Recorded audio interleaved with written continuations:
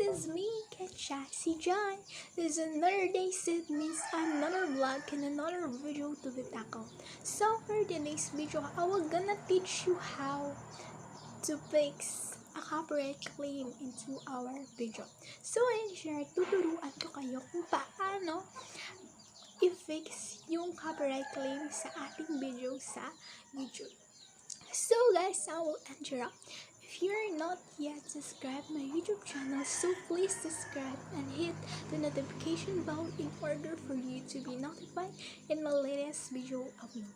So guys, we should not waste our time doing this intro. So in 3, 2, 1, let's start the formal video. Magsa-start na tayo at pupunta tayo sa kung saan tayo magsisimula. So yung first step natin gagawin is pupunta tayo sa Chrome. So nandito na tayo at itatype natin yung youtube.com. So ito yung makikita natin next. So yung next na tayo gagawin is pupunta tayo sa tatlong button at itatype site. Wait lang natin mag-loading.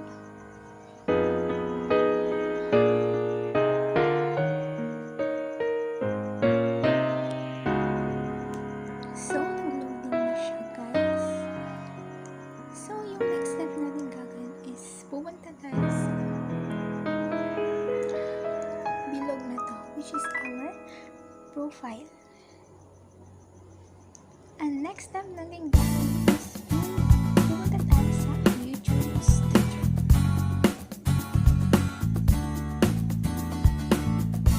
So naglo-load.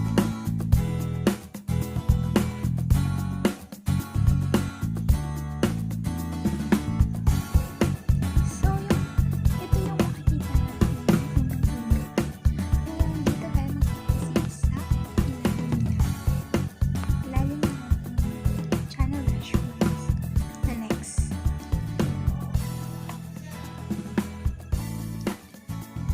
which is the channel videos. So yung next step natin gagawin is pipindutin natin yung filter. So nandito yung filter. Tapos may nakalagay na copyright claims. Oh my gosh, wait. Ulitin natin guys. Copyright claims description made for kids title, visibility. So, di ba yung topic natin ngayon is copyright claims. So, copyright claims yung itatap. So, pinindot ko yung copyright claims. So, automatic na mapupunta ako sa video na nag-copyright claims tawa. So, ito na. Ito yung makikita.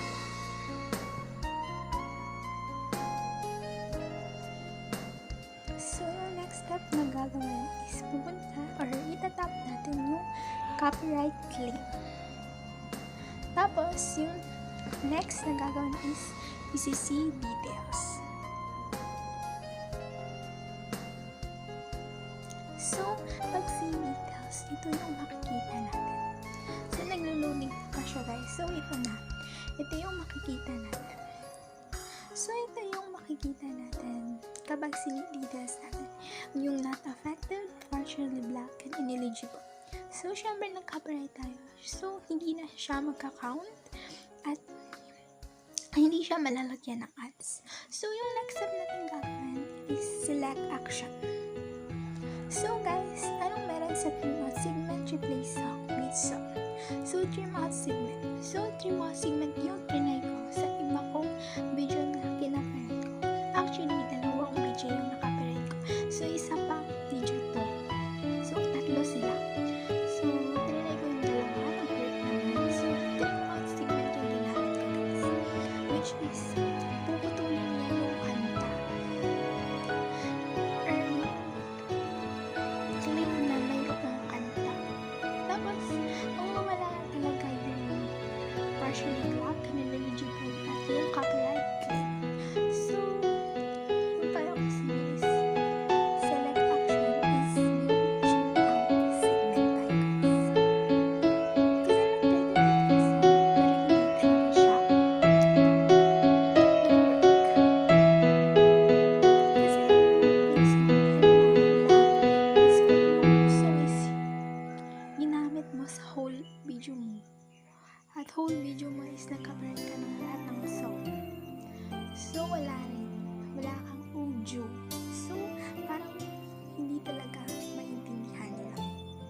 So kung sa song is mute talaga, wala ka talagang magiging. So throughout segment tayo guys. Tina segment is ito lang yung affected lang at yung ano ba, kinabrate natin na kanta yung mapuputi. So throughout segment tayo.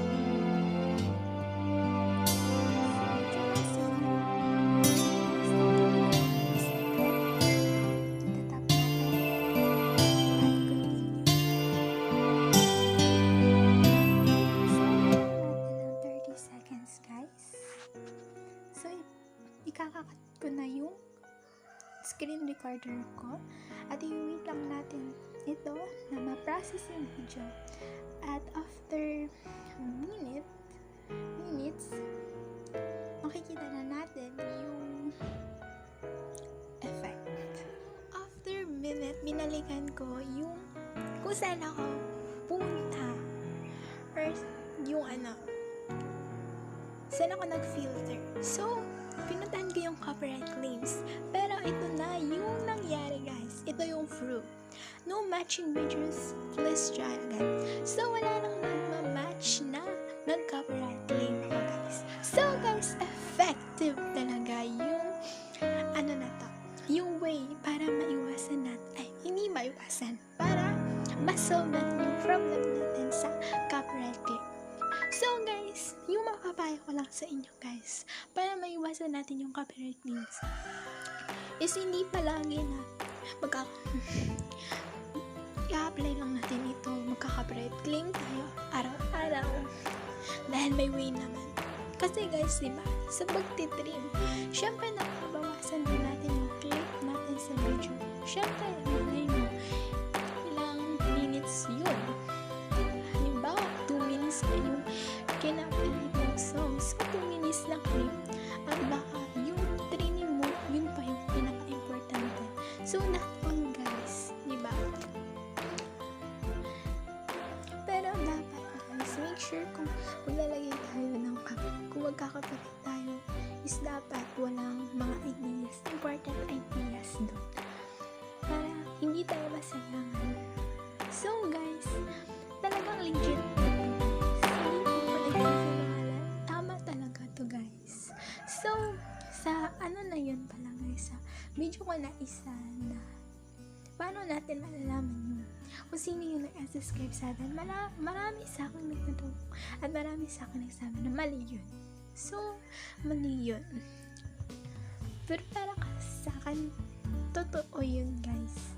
Pero diba, sorry talaga kung sa iba parang mali talaga. So, yun talaga kasi yung pinaniwalaan ko at trinay ko, nanood ako ng mga video ng ibang vlogger. So, ito yung binibigay sa akin. So, guys, yun lang. So, itong way na to is apaka-legit. So, ito nga yung makikita natin. At balik tayo dito. I-delete muna natin. So, wala na akong copyright claim. Thank God. Or thanks God, syempre. Hopefully, nawala na siya. At ito, yung magiging effecto niya. So, guys, huwag tayong mag-copyright. To avoid the restriction. To avoid to be monetized. To avoid to be demonetized. So, guys, thank you for watching.